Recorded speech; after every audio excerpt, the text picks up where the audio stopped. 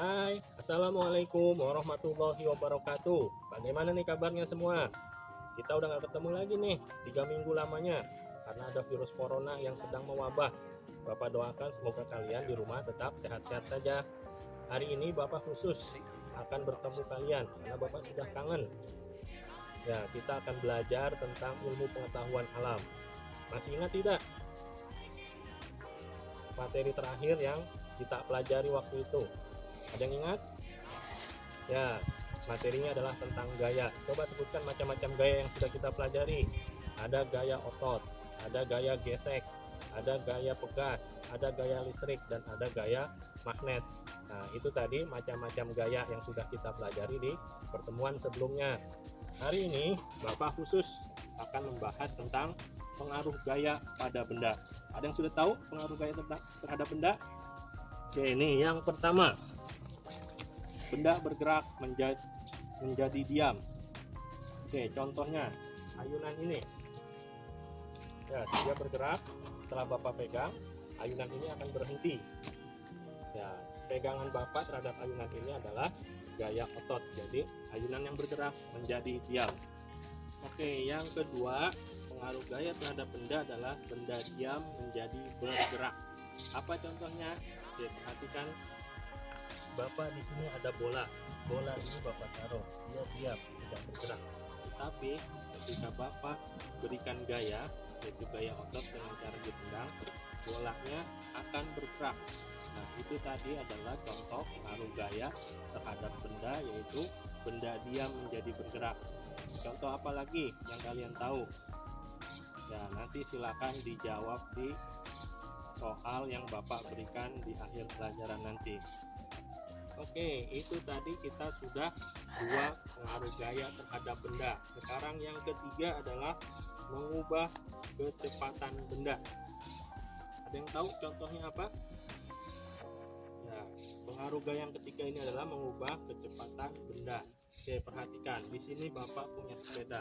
Kalau kalian ketika sedang naik sepeda, itu sepedanya berjalan lambat, tetapi ketika kecepatannya ditambah dengan cara mengayuh pedalnya, kecepatannya pun akan berubah menjadi cepat. Seperti ini contohnya. Ini roda yang Bapak putar, dia ketika putarannya lemah, kayuhannya pun juga lemah. Tetapi ketika kayuhannya lebih kencang, maka roda berputar menjadi lebih kencang. Itulah pengaruh gaya yang ketiga, itu mengubah kecepatan benda. Oke, sekarang kita masuk ke pengaruh gaya yang keempat, yaitu pengaruh gaya bisa mengubah arah benda. Ya, pengaruh gaya bisa mengubah arah benda. Ada yang tahu apa contohnya? Oke, perhatikan apa yang Bapak contohkan. Bapak di sini mempunyai bola.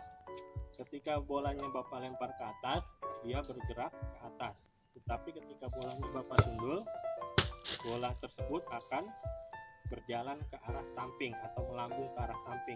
Itulah pengaruh gaya yang keempat, yaitu mengubah arah benda. Contohnya apa lagi? Nah, ini sekarang kita masuk ke pengaruh gaya terhadap benda yang kelima, yaitu mengubah bentuk benda. Ternyata gaya juga bisa mengubah bentuk benda. Oke, Bapak akan berikan satu contoh, nanti kalian silakan cari contoh yang lain lagi. Oke, contoh yang pertama.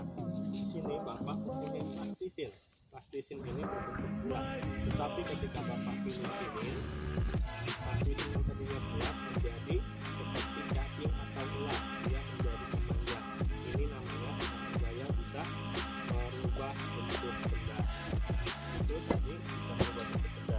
Ya, ada lagi di sini Bapak punya gelas aqua plastik. Ketika gelas aquanya Bapak kemas, dia bentuknya berubah menjadi gepeng seperti ini. Itulah pengaruh gaya yang bisa mengubah bentuk benda. Nah, gimana teman-teman? Tadi kita sudah belajar tentang macam-macam pengaruh gaya terhadap benda. Sekarang Bapak mau review sedikit pengaruh gaya terhadap benda. Yang pertama tadi Bapak sudah jelaskan, benda diam menjadi bergerak. Ini pengaruh gaya yang pertama, yaitu benda diam menjadi bergerak. Yang kedua, benda bergerak menjadi diam.